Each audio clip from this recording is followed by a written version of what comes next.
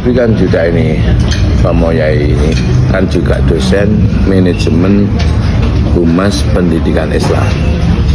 Intinya seperti apa? Ada kata kuncinya adalah manajemen. Berarti memanage, yaitu mengatur dengan prinsip itu tadi planning, lalu organizing, kemudian budgeting, kemudian organizing, controlling, evaluating, dan seterusnya. Itu manajemen, memanage dengan pola itu. Tapi ada satu hal yang harus menjadi namanya filosofi manajemen humas. Apa yang disebut dengan filosofi manajemen humas itu adalah membuat satu konstruksi filosofis bagaimana membangun pola hubungan dengan seseorang itu dengan cara membandingkan ya. Membandingkan itu dalam bahasa Qur'annya, dalam bahasa agamanya itu kias, mengkiaskan atau membandingkan. Contoh misalnya diibaratkan atau dibandingkan, diumpamakan ketika kita membangun relasi itu seperti kita menanam sebuah pohon. Maka di sini kamu jangan banyak bicara ya. Kamu jangan memberi masukan kepada saya sudah ngerti apa yang akan sampaikan. Yaitu ibaratnya kalau seseorang mau membangun sebuah relasi hubungan itu seperti dikiaskan, diumpamakan, dibandingkan, dimikyas dengan seseorang yang ingin menanam sebuah pohon. Bagaimana itu?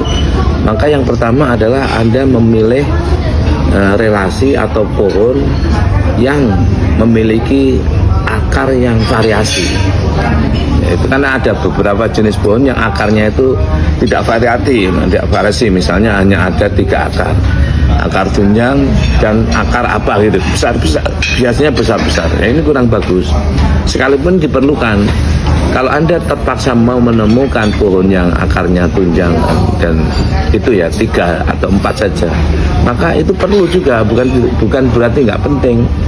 Tapi yang lebih bagus bila mana Anda itu punya pohon ya misalnya kalau ini satu ya, ini punya satu tapi punya yang lain, yaitu pohon yang berakar dengan variasi akar yang bermacam-macam. Ada akar tunjangnya, ada akar yang menggunjam ke bawah, tapi bukan akar kan ada yang menggunjam sana, ada yang menggunjam ke bawah, namanya akar tunjang, dan akar serabut. Nah, akar serabut yang banyak itu biasanya lebih banyak daripada akar tunjang dan akar utama. Ini maksudnya apa? Kamu jangan hanya memilih misalnya sebagai seorang nasabah ya, kan kamu bengkir kan, kamu jangan hanya mengandalkan orang gede-gede saja, itu orang yang berduit saja, orang yang akarnya tunjang saja. Ini kalau ambruk, keropos ya hilang, ambruklah semuanya. Dan alam mengajarkan kepada kita bahwa pohon dengan akar tunjang itu cenderung mudah keropos itu. Kenapa demikian ya? Allah mengajarkan kepada kita begitu. Nah, pada saat akar tunjang itu keropos, maka bila mana jenis pohon itu memiliki akar serabut itu akan pelan-pelan menjadi besar dan pada akhirnya bukan menjadi akar tunjang tapi menjadi akar serabut yang jumlahnya banyak tapi besar-besar. Ini maksudnya. Artinya misalnya kalau diumpamakan, dikiaskan dengan misalnya kamu bengkir ya, pernah menjadi brand manager bank muamalat misalnya. Nah, Anda jangan hanya mengandalkan nasabah dengan uang yang besar, tapi bagaimana nasabah dengan uang yang kecil itu akhirnya menjadi besar itu.